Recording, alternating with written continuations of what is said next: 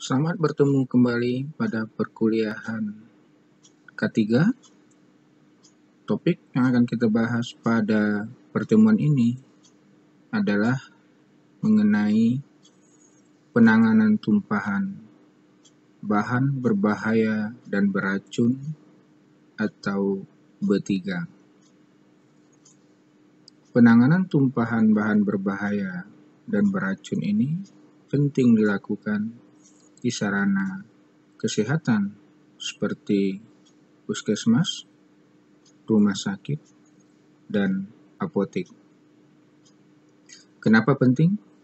Karena bahan berbahaya dan beracun merupakan bahan yang beresiko kepada petugas.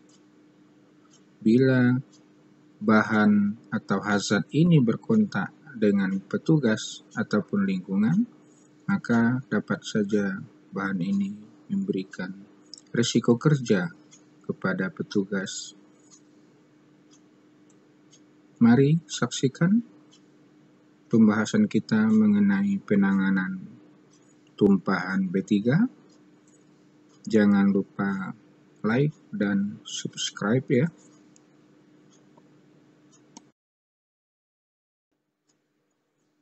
Adapun alat-alat yang dibutuhkan untuk penanganan tumpahan B3 dapat kita lihat pada daftar berikut ini.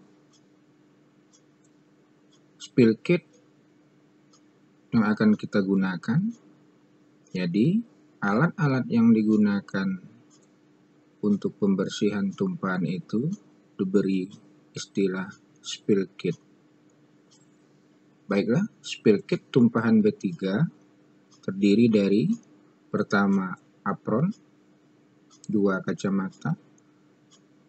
kacamata goggle, ketiga masker, 4 sarung tangan disposable, 5 sepatu bot, 6 tanda peringatan, 7 plastik medis terdiri dari 2 lembar, 8 tisu, 9 lakban, 10 botol, 11 pinky dan kertas karton tebal, 12 pasir, 13 klorin 0,5%, 14 air.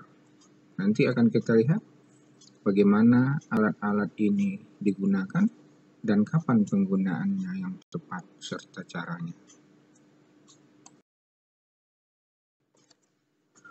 Ketika melihat sebuah tumpahan, maka petugas akan melakukan pertama, meletakkan tanda bahwa di daerah di tempat tersebut ada tumpahan, supaya menghindari dari kontak kepada petugas lain yang mungkin akan lewat atau berada di tempat tersebut.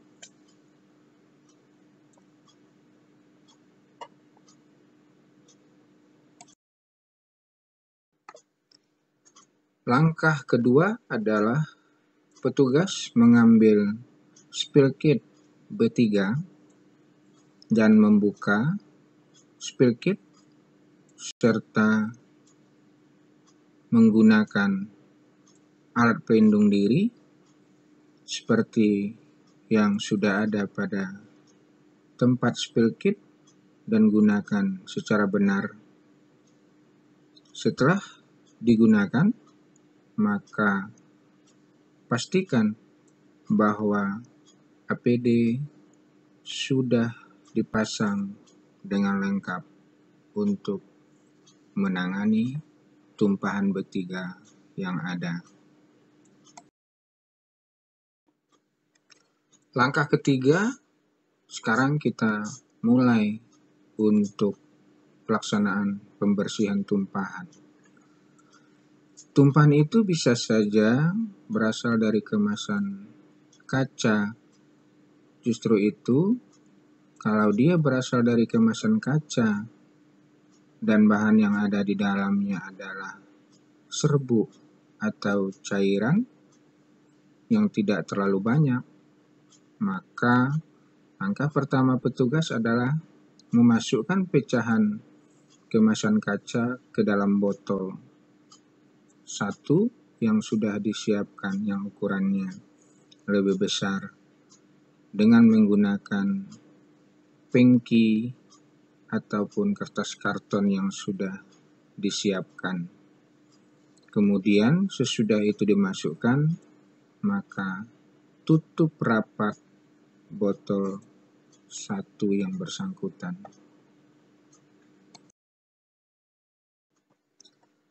Selanjutnya, tumpahan dapat diserap.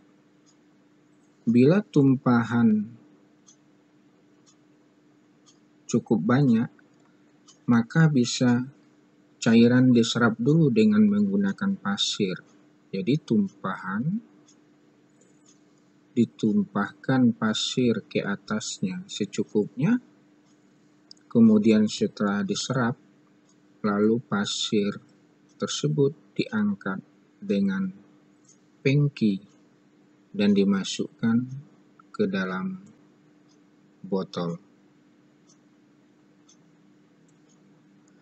Namun apabila tumpahan tidak terlalu banyak cairannya, maka bisa juga langsung dengan menggunakan kertas tisu.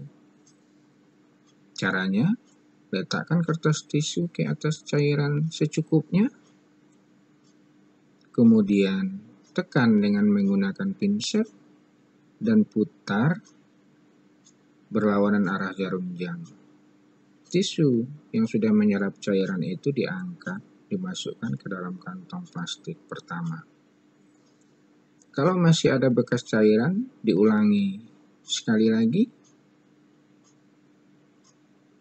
kemudian ditekan dengan pinset, diputar, dan dimasukkan ke dalam kantong plastik pertama tisu yang sudah menyerap.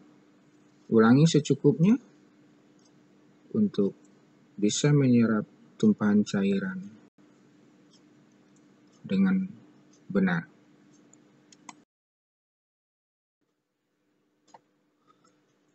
Kemudian bekas dari tumpahan yang sudah dibersihkan dengan tisu pertama, selanjutnya disemprot dengan cairan klorin 0,05% secukupnya untuk desinfeksi bekas tumpahan. Selanjutnya diserap dengan kertas tisu, ditekan dengan pinset dan diputar berlawanan arah jarum jam sehingga semua cairan terserap. Kemudian tisu itu dimasukkan ke dalam kantong plastik pertama. Diulangi lagi sekali lagi dengan penyemprotan dengan klorin 0,5% untuk desinfeksi bekas tumpahan.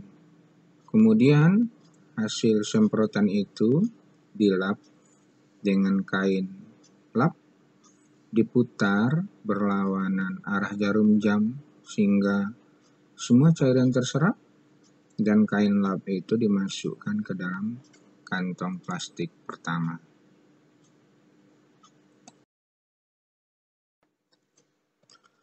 Selanjutnya, tisu bekas penyerap dan kain lap yang sudah dimasukkan ke dalam kantong plastik satu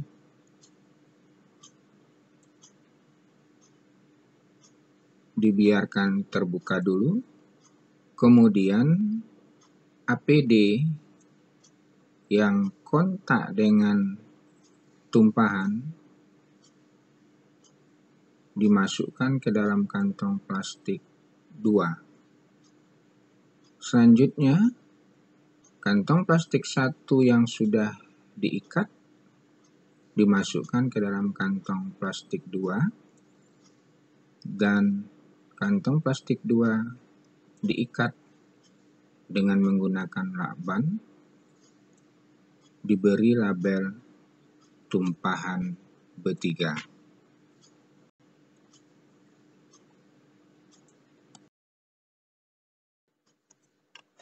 Selanjutnya, kantong plastik yang sudah diberi label dimasukkan ke dalam bak sampah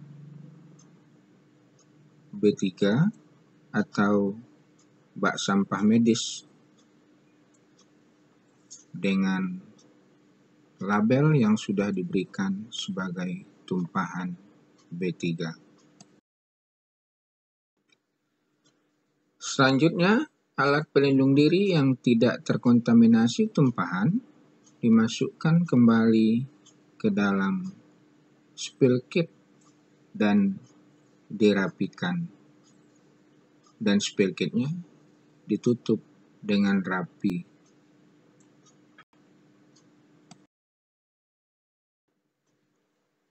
Spill kit yang sudah dirapikan kembali dikembalikan ke tempatnya dan lakukan cuci tangan dengan 6 langkah cuci tangan.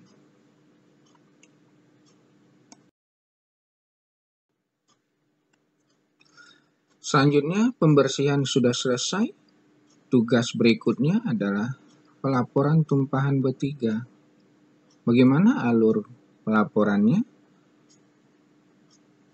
Kepala ruangan membuat laporan tumpahan B3 dengan mengisi form pelaporan tumpahan B3 yang telah disiapkan oleh K3RS. Selanjutnya, kirimkan laporan tumpahan B3 ke K3RS. K3RS akan menindaklanjuti laporan paling lama 1x24 jam dan segera mengganti isi spill kit yang telah terpakai, sehingga spill kit dapat digunakan kembali bila ada tumpahan berikutnya. Itulah uraian kita tentang penanganan tumpahan B3. Urutan-urutan dilakukan secara benar.